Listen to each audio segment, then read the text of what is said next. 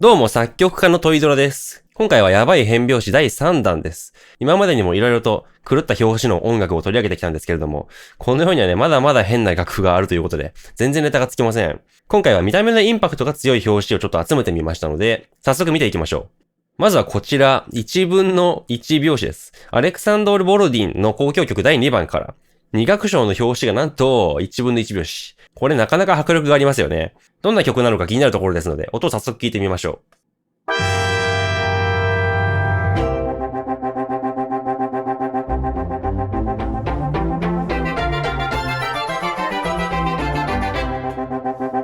まあ、なるほど。聴いてみれば普通の曲です。で、この曲テンポがね、全音符イコール108と書かれてます。四分音符単位で数えると、BPM432 っていう爆速になるんですよね。1234、1234ぐらいの速度です。ただ、あくまでこの曲は、1分の1拍子。拍の単位っていうのは四分音符じゃなくて全音符になります。この曲の BPM は432じゃなくてあくまで108です。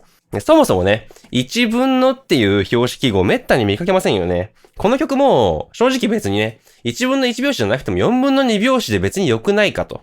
そういう風に思いませんか？つまりこういうことです。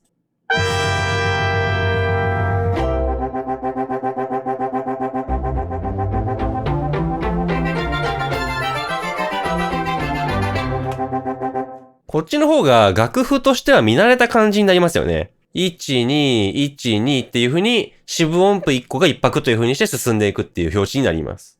別にこれでよくねって思うかもしれませんが、ただね、この曲が4分の2拍子じゃなくて1分の1拍子で書かれていることにはちゃんと意味があります。まず、分母が全音符っていうね、でかい音符になってますので、なんとなく重厚な感じというか緊張感が生まれますよね。でかい音符が惜しげもなくズバズバ流れてくるわけです。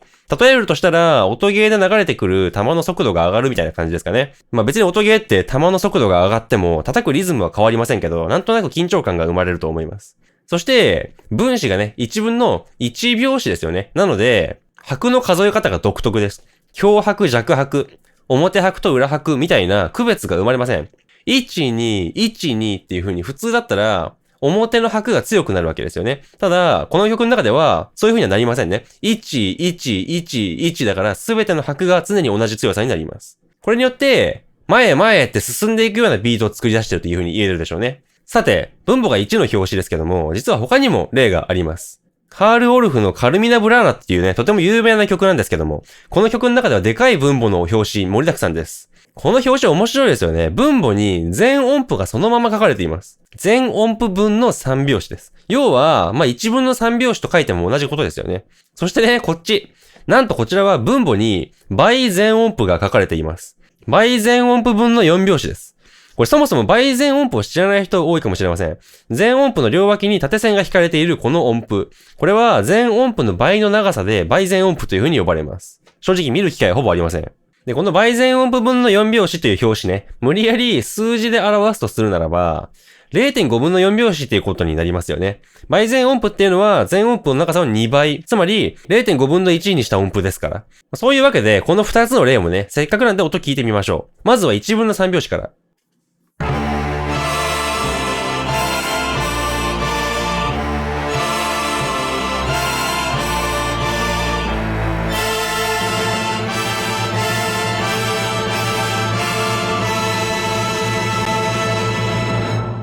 この曲有名なんで聞いたことある人多いでしょうね。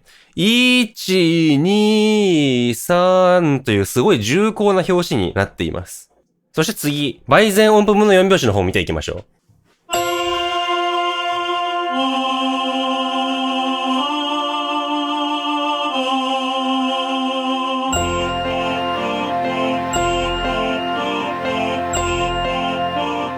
こんな感じのところにね、1小節だけ倍全音符分の4拍子が出てくるわけです。ここね。これすごいですね、この1小節間。倍全音符が4個並んでて壮観です。こんな雄大な眺めは他にないでしょうね。でもこれさすがに倍全音符じゃなくても別に良くないかと突っ込みたくなりますよね。せめてね、1分の4拍子とかじゃダメだったのかと。さてで余談なんですけれども、このカルミナ・ブラーナという曲の中では、表示記号の分母がね、こういう風に数字じゃなくて音符の記号そのものになっています。そのおかげでこんな表紙もあるんです。不点二分音符分の2拍子とか、不点二分音符分の3拍子などです。これなかなか面白いですね。この表紙は仮に数字でね、数字の分母で表そうと思ったら結構大変なことになります。不点二分音符分の2拍子っていうのを数字で表したらどうなるかっていうのを考えてみますと、まずね、不点二分音符っていうのは、計算すると、全音符の長さを 1.333333 分の1にした長さの音符なんですね。言ってみれば、不点二分音符っていうのは 1.333 分音符ということです。そういうわけで、不点二分音符分の2拍子、数字で書こうと思うと 1.3333 分の2という表紙になるわけですけども、これ分かりづらすぎてちょっと意味不明ですよね。前に、表示記号を分数でこうやって表すの難しすぎだろみたいな話も別の動画でしたんですけれども、それに引き換え、こういう風にね、ちょっと数字で表すのは無理がある表紙だとしても、記号をこうやって書いちゃえば、スムーズに表せます。とてもわかりやすく書けて、これはなかなかいい発明ですよね。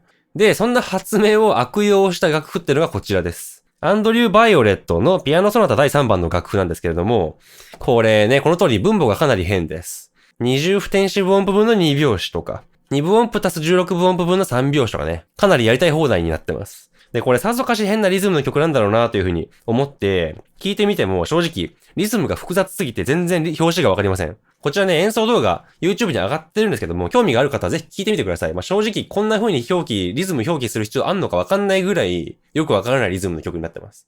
はい。で、この方向性でね、まだ複雑なのがもっとあります。チャールズ・ウォーリネンのピアノソナタ第1番では、こんな表紙が使われています。3連符分の5拍子。1小節の中に3連符が5個だけ入っているというわけです。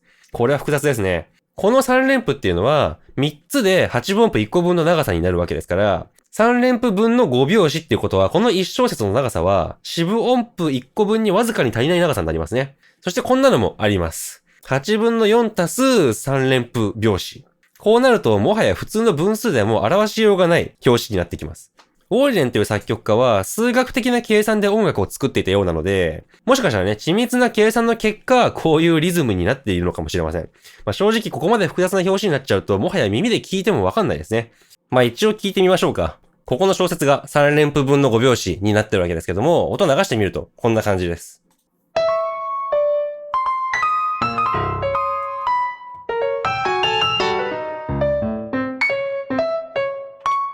なんかもうそもそも響きがね、すごい取り留めもないので、なかなかわからないんですけども、いわゆる現代音楽のジャンルの曲ですね、これは。かなり変態の領域に差し掛かっています。はい。というわけでね、ここまで紹介してきた変な表紙たちっていうのは、みんな、分母がおかしいっていうタイプの表紙でした。で、ここで変わり種を1個挟んでみましょう。一部のピアニストからカルト的な人気を博している作曲家のカイホスル・シャプルジ・ソラブジという作曲家。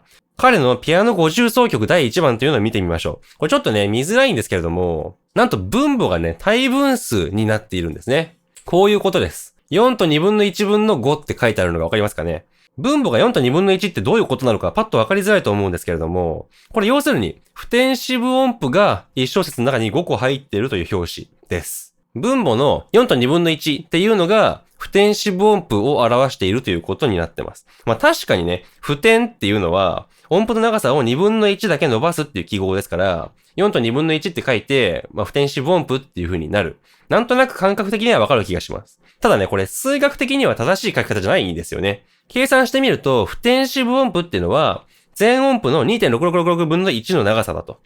いわば 2.66 分音符なので、不点子分音符分の5拍子っていうのは、本当はね、正しく数学的に分数として書こうと思ったらこうなります。2.666 分の5拍子って書くべきなんですけれども、ただこれはね、あくまで表示記号を分数として正しく書いたもの。ソラブジのこの書き方、4と2分の1分の5拍子っていう書き方は、もうね、表示記号ってのは表示記号だって分数とは関係がないんだよと。こういう記号なんだよっていう風に割り切った上で書いたものです。なので、4と2分の1っていうのは、不点子分音符のことを表してるんだっていう風に、記号として認識する必要がありますね。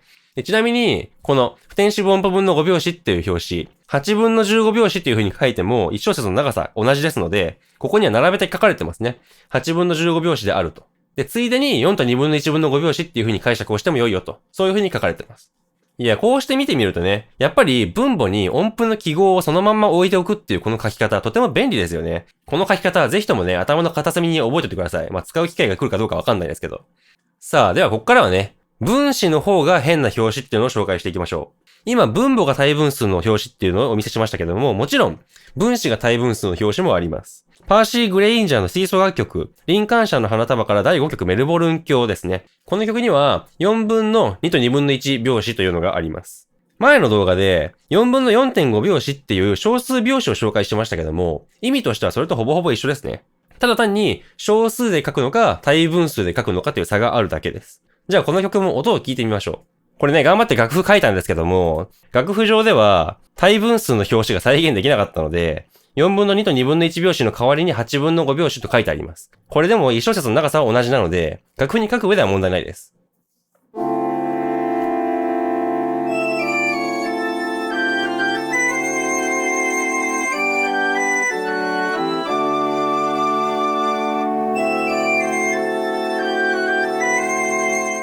とても変拍子らしいリズムですよね。1、2、1みたいな感じでちょっと突っかかってる。ここの一拍が突っかかってるっていう印象があります。で、この表紙はあくまで拍の単位ってのは四分音符だと。八分音符じゃない。四分音符を基準にしてほしいから4分のっていう風にわざわざ書いてるのがポイントです。さあ、で、この対分数の例もっと複雑化していきます。さっきも紹介したアンドリュー・バイオレットの作品なんですけれども、なんと対分数もすごい複雑な表紙が出てくるんですよね。4分の8と4分の1拍子。これはまだわかりやすいからいいとして、4分の1と5分の2拍子っていうのはなかなか強敵ですね。1小節に四分音符1個と5連符2個分という中途半端な長さの表紙。あとね、こんなのもあります。8分の70と2分の1拍子です。これはね、シンプルに分子でかすぎじゃねっていう突っ込みどころがあります。70と2分の1拍子って他で見たことないです。完全に余談なんですけども、この曲ね、とにかくずっと表紙がいかれ続けていて、分子がでかすぎるだろっていう表紙もこんな風に色々と出てきます。この表紙とかね、突っ込みどころ満載ですよね。8分の56拍子って書かれてますけど、楽譜見てみるとこれ全部全音符ですよね。1分の7拍子じゃダメだったんでしょうかね。わざわざ8分の56って書いた理由は何なんでしょうか。で、こっちの表紙もね、4分の60拍子と書いてありますけども、楽譜を見てみると、普天2倍全音符の単位で音符とか休符が書かれてますよね。だからこれ、普天2倍全音符分の5拍子でよかったんじゃないかなっていう気もするんですけど、なぜか4分の60拍子と書かれてます。普天2倍全音符なんて言葉はね、今僕初めて言ったんですけども、今後ちょっと謎は深まるばかりですよね。さあ、それではこの辺で中ボス行ってみましょう。見るからにキモい無限小数の表紙です。ジョン・ゾーンという作曲家。フリージャズ界隈では大物のアメリカ人作曲家なんですけども、そんな彼のピアノ曲であるカーニーという曲の中にこの表紙が登場します。2分の 2.333333 拍子ですね。これ、要はね、約分しちゃえば実は6分の7拍子と同じになります。つまり、1小節の中に2拍3連が7個あるわけですね。1個2個3個、4個5個6個7個と。で、中途半端なところで切れちゃうっていう表紙です。これも音を聞いてみましょう。例によって2分の 2.3333 拍子ってのは打ち込めなかったので、ここに6分の7拍子っていう風に書いてあります。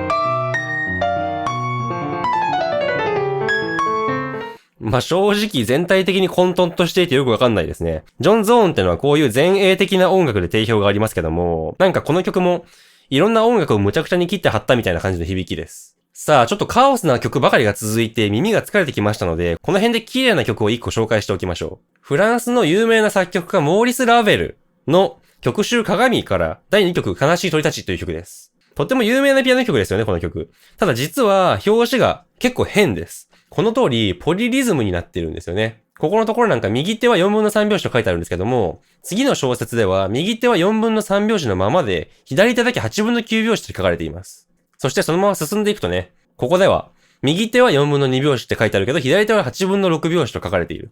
右手と左手で表紙が違うわけです。で、挙句の果てにはこんな表紙記号が出てきます。8分の12拍子の上に C と書かれてますね。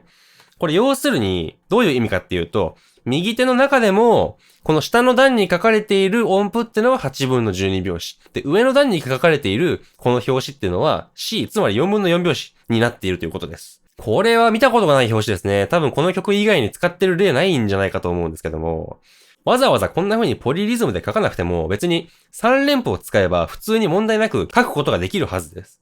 試しに3連符を使って、この曲ね、ポリリズムにならないように普通の表紙で書き直してみたので、この楽譜を見ながら音を聞いてみましょう。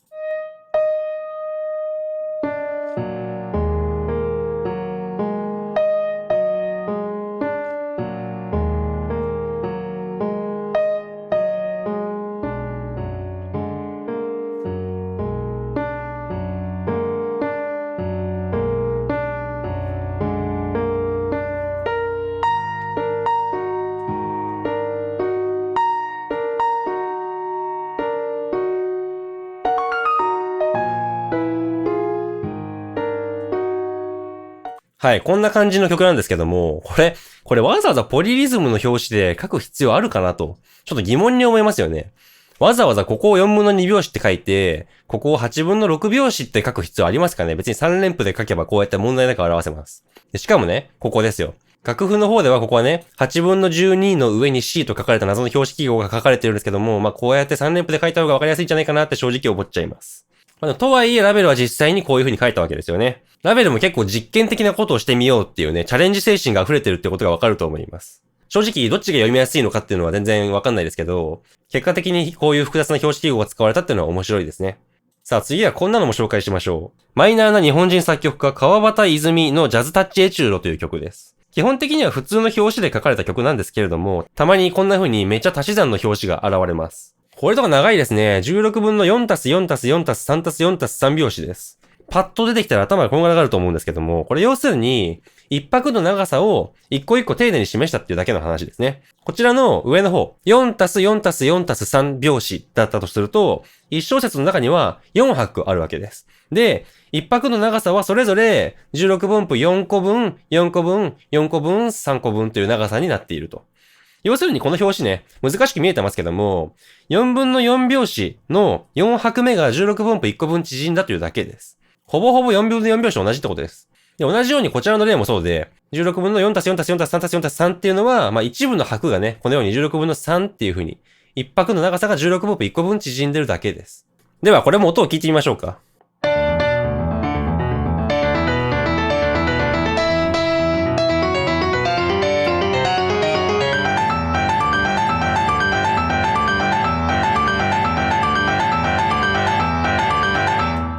さて、こういう変な足し算の表紙、まだあります。次はこれです。とても人気のピアノ作曲家、ニコライ・カプースチンのピアノソナタ第2番に、こんな変な表紙が書かれています。これパッと意味わかんないですね。C8 分の7、C8 分の5拍子です。これどういうことかっていうと、4分の4拍子足す8分の7拍子足す4分の4拍子足す8分の5拍子っていうことですね。この4つの標識記号が、4小節ごとにループしながら進んでいくということになります。大変複雑な標識記号ですけどもね、これ。曲の方は実はめっちゃジャズでかっこいいです。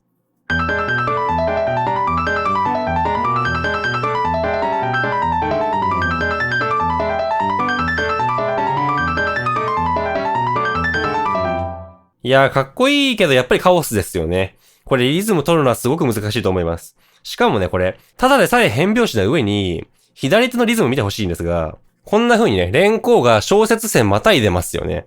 これつまり右手と左手でリズムがずれているということです。ただでさえやばい拍子の上にね、両手でリズムもずれるっていう。これはなかなか超絶技巧が要求される曲だと思いますね。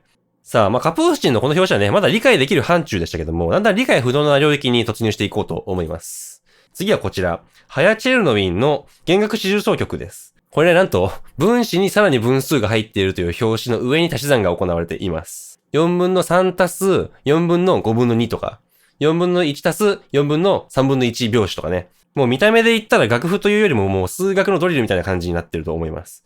リズムを考えるのは非常に厄介ですね。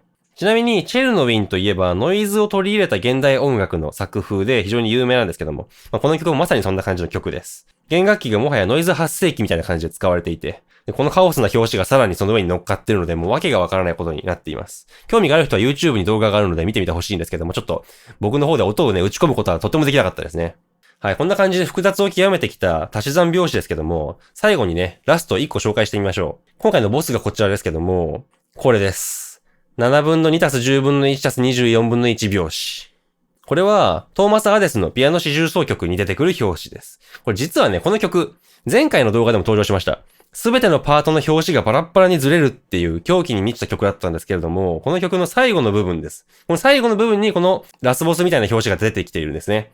上の4つのパートは4分の4拍子で普通に曲が進んでいきます。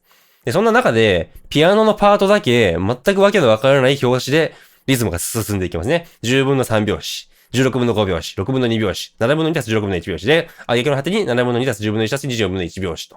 で、最終的にはなぜかピタッと小節線があって、全パート合流して曲が終わるというわけのわからない曲になっています。普通に考えてこれ、こんな表紙を正確にカウントできるわけがないですよね。で、この楽譜ちょっとどうしても音を聞きたかったので、僕の方で無理やり音を作ってみました。聞いてみましょう。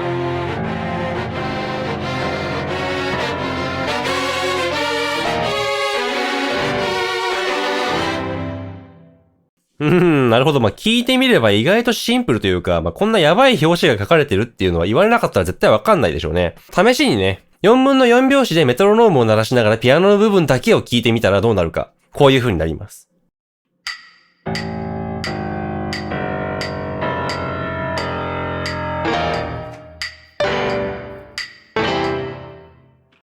なんというかこれ、わざわざこんなわけのわかんない表紙で書く必要あったんですかね。絶対ないですよね。悪い冗談のつもりだとしか思えません。しかもこの曲ね、余談なんですけれども、最後の部分の和音を見てほしいんですね。なんと、G メジャーコードから C メジャーコードで終わっています。波長長の5から1っていうめちゃくちゃシンプルなコード進行ですよね。この曲も例に漏れず、ジャンルとしては現代音楽になりますので、全体的にはね、カオスを極めた響きがします。ただ最後のコード進行だけ G メジャーから C メジャー。これはブラックユーモアですね。こんな不必要に複雑な表紙を書いてるのも、もはやナンセンスという風に言ってもいいでしょう。すごく怪しい曲だと思います。はい。というわけでね、今回いかがだったでしょうか。今回は見た目にインパクトのある表紙記号をいろいろとお見せしましたが、ここまで来るとね、もはやナンセンスな雰囲気が漂ってきます。見た目はすごいガツンと来るんだけど、耳で聞いてみたら、なんかよくわからない。別に変な表紙というか変なリズムには聞こえないみたいな。そういう表紙が多かったですね。まあ、結局、音楽っていうのは最後はね、耳で聞くものだというふうに僕は思うんですけれども、ただ楽譜を見ることで初めてわかることっていうのもやっぱりあるわけです。なんでわざわざこんな風に書いてるのか。作曲者にどんな意図があったのかっていうのに思いを馳せてみたら、同じ曲でもまた違ったものが見えてくるかもしれません。そういうのはね、音楽の面白いところですよね。はい、というわけで今回の動画もここまでです。面白いと思っていただけたらチャンネル登録、高評価、ぜひよろしくお願いします。またコメントで質問とかをしてくださる場合にはね、ちょっとだけでもおひねりを飛ばしてくれるとすごく嬉しいです。またメンバーシップ何回もやってますので、興味がある人はぜひとも覗いてみてください。では、ありがとうございました。